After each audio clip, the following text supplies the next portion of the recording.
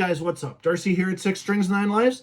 Today I'm going to give you my thoughts on the new album from Judas Priest called Invincible Shield, released just last Friday, 19th overall studio album, you know all that stuff. For me, this is my 11th newly released Judas Priest picked up in and around release day. First got into Judas Priest, I would say, seriously into Judas Priest around 1983, mid-83, and then picked up Defenders of the Faith in 1984, and then a metal life-changing experience happened. I got to see Judas Priest for the first time on the Defenders of the Faith tour, and pretty much, paved the way, lasting impression. And, I'm thinking, here I am, started in basically seriously with Priest in 84. Here I am 40 years later. Here they are 40 years later. Something you don't think about back then. You're not thinking about, what will I be doing in 40 years? Things like that. You usually just don't think that way. But here we are, still listening to my favorite band. I always say I got a lot of favorite bands, but this is the one. If you had said pick one, it's Judas Priest. So today, like I said, I'm going to give you my thoughts on the new album. I've had now, about 6 days with this, right around the pocket of time that I like to be able to absorb the full album and give you my thoughts. And more importantly, let me know your thoughts in the comments. Is it the best thing ever, the best since then? It's just a fantastic album. That's all I know. And I'm going to go through the 11, what you would call the 11 main tracks that make up the album. The extra tracks we can talk about after or at the end. But yeah, here it is, Invincible Shield. This is the, I guess what you would call the main album cover, which for me personally, I have no problem with this. I love it. Love the colors, love the shield. I love that you can see this full logo. And here's the back cover. I'll show you more of the vinyl, things like that on an update. But as a massive Priest fan, I had to pick up the alternate cover too. Now this one, I probably see why they went with the other one. This one, the Priest logo is kind of covering up that crest, which that crest is so cool. See what I mean there? Colors-wise, there's more color in the main one, but Shield is a little bit smaller than the main one. But you know what? You got to have a backup Invincible Shield. What if one goes down? You got one right here. So anyways, let me know which cover you like better. Throw that down in the comments. But yeah, Mark Wilkinson artwork. If you're not familiar with Mark, well, this is his 7. Actually, if you include A Touch of Evil, what is it? Single Cuts and A Chosen Few. Those are 2 compilations in a live album. This would be the 10th album cover that Mark's involved in. Ram It Down, Painkiller, Jugulator, Angel of Retribution, Nostradamus, Redeemer of Souls, and now Invincible Shield. Mark didn't do the cover for Firepower. That was done by somebody else, but he did all the, inner sleeve work, stuff like that is still Mark's involved with Firepower. And if you didn't know, he's done the last 2 album covers for Iron Maiden, A Book of Souls and Senjutsu, which are okay for that band, but I bring back Derek Riggs for them. Let Mark stay with Priest and Derek Riggs come on back with Maiden. But anyways, that's for another video. Bring back Derek Riggs. But so what's my thoughts on this album? Like I said, 19th studio album. 3rd album now with Richie Faulkner, which actually Richie Faulkner, I got to give this guy credit. He absolutely shines on this album. And with Glenn's, limited capacity, battling Parkinson's, Richie, I feel like he really stepped up. A lot of great ideas on this album. In a way, it's really a continuation of Firepower with some twists and turns. There is a couple of tracks on here are just, they really remind me of Firepower, and we'll talk about that as we go. How long is this one? This one is without the extra tracks, this is about 53 minutes. Firepower was 58, which on Firepower, if you know the album well, I would have ended it on No Surrender, that Sea of Red, and the other track, which is skipping my, they just weren't memorable. But anyways, that's that. This is this. This honestly has exceeded my expectations. We got to go way back to October 13th when Panic Attack was released. And honestly, when that song came out, I was caught a little bit off guard with that intro. I was caught off guard in a good way. And I think that is by design. Priest wanted to catch you off guard. And then once that electronic drums and all that, the kind of turbo era, that's where it took me back to. Turbo, some Ram It Down era. Yeah, I was real caught off guard, and then right into the riff, and I was like, yes. And then, Panic Attack, Panic Attack. I just love that song. And, well, because of time, it's the one I've listened to the most, and I still am not sick of it. I think it's a fantastic album opener and really sets the pace for the rest of the album. Right into, what else should we say to this one? Production-wise, crisp, awesome. Besides two contributions by Tom Allom, which I have a bit of a theory on that one. We'll talk about that. Not a theory, not like it's rocket science stuff. But overall, Andy Sneap handles everything. I know on Firepower, Mike Exeter was involved in that, I think on the mastering. But Andy doing everything here pretty much. And a big part of Priest, really, touring guitarist with Judas Priest. And not only is he a great producer, he is a fantastic guitar player. If you've listened to any of his albums with Sabat or Hell, top notch. So right into the second track, The Serpent and the King, which was released in February. I would say, I said before, that one really reminded me of Free Wheel Burning, Screaming for Vengeance, kind of a mixture of that. The vocals caught me off guard in an awesome way. Rob brought his, what he would call his painkiller voice, and, which initially reminded me of some Halford solo stuff, like the song Resurrection or Betrayal off of Crucible. And then another track actually off of Painkiller called All Guns Blazing. That one, yeah, really cool. Great vocals, great guitar work throughout this whole album. Like I said, Richie shines and Glenn is there. I will point out a couple of, he's there. And there's one with some Glenn little solos in here. Fantastic.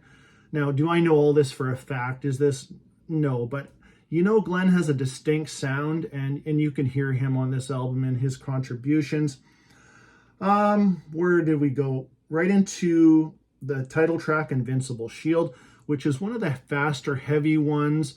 One of the tracks that starts off not just with the riff, it's the riff and the drums together.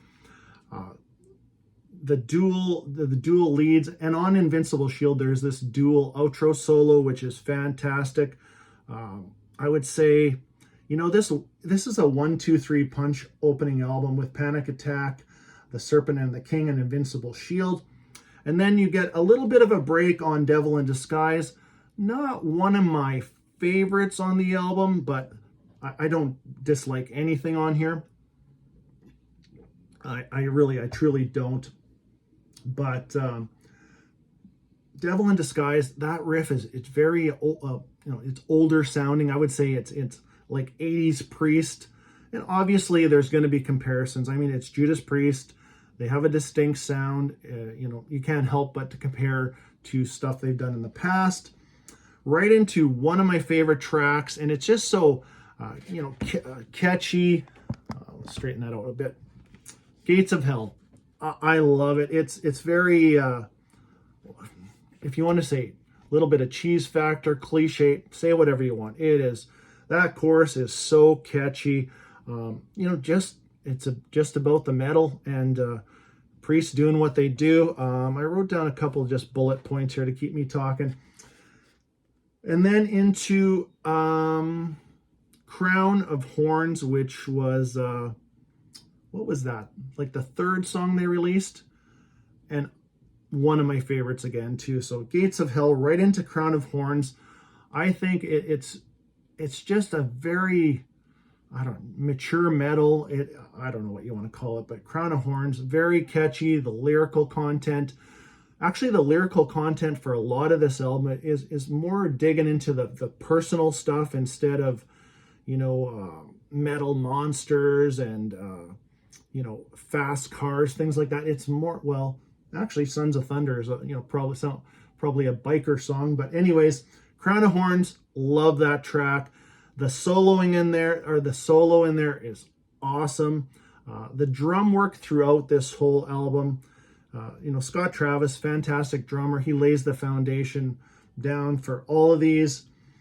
Right into one, I'd say probably the, tied for second heaviest track is As God Is My Witness. Did I write down?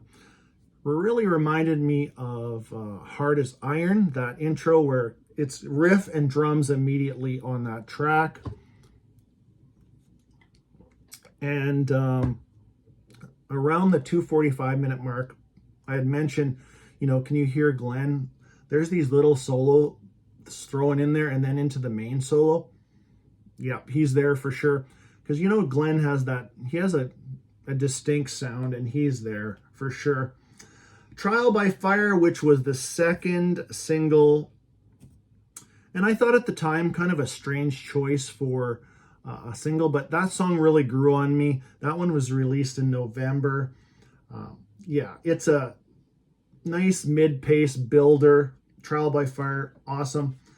And then into Escape from Reality, which is one of my, besides Devil in Disguise, Escape from Reality is one of my least favorite. And like I said before, I don't dislike anything, but there's a spot in here around the 2:20 mark.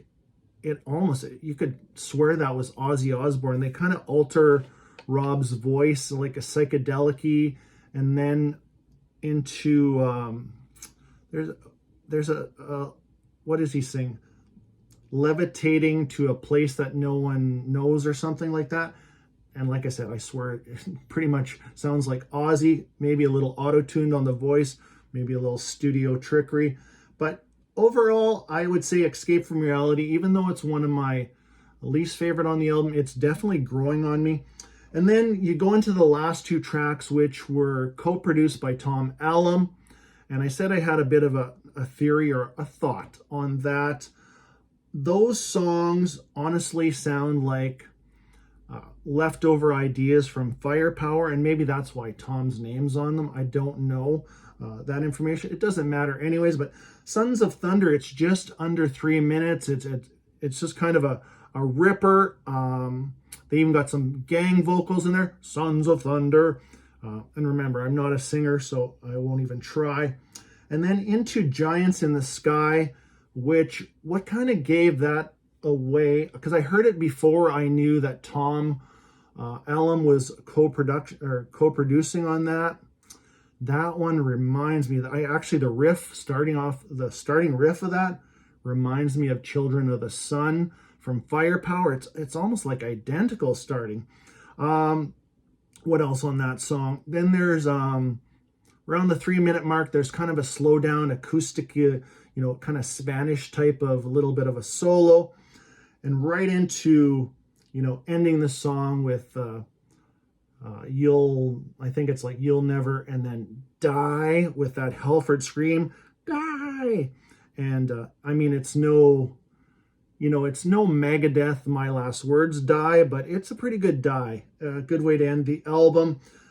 That song clocking in a little over 5 minutes. Longest track on the album, I think that is the longest track, Giants in the Sky. And the lyrical content I had talked about, like Giants in the Sky, it's just, I'm sure it has things to do with, guys like Lemmy and people that laid down the metal foundation and, fallen metal heroes, things like that. Crown of Horns, personal, panic attack, life situations, which actually I'll show you the inner sleeve here quick before we go. But there is a kind of a painting or whatever, or artwork of every song. So there's a panic attack. There is the serpent. And on this side, you have the Invincible Shield with that song. Devil in Disguise right there. Escape from Reality, little psychedelic-y there with the worship. So, which is, that could be anything. You could worship or be addicted to drugs, alcohol, social media. So, there's some modern day themes, and then you got Sons of Thunder, and that's why I said biker song right there. And then Crown of Horns, and what do we got there? Trial by Fire. But yeah, some very cool artwork. But overall, I'm loving this album. I look, a Judas Priest new release. It's an event in my life. As corny as that sounds, but I mean, well, maybe not. I mean, maybe you have that same thought too, but this album and, the music that we listen to, hey, I just couldn't imagine life without it. So I am going to spin this thing again. Let me know your thoughts in the comments. As per usual with my reviews, I'm a bit, all over the place. I like to put a lot of, personal thoughts and things into these reviews, but overall, you will not be disappointed in this album. And yeah, hope you enjoyed that one. Until next time, stay heavy.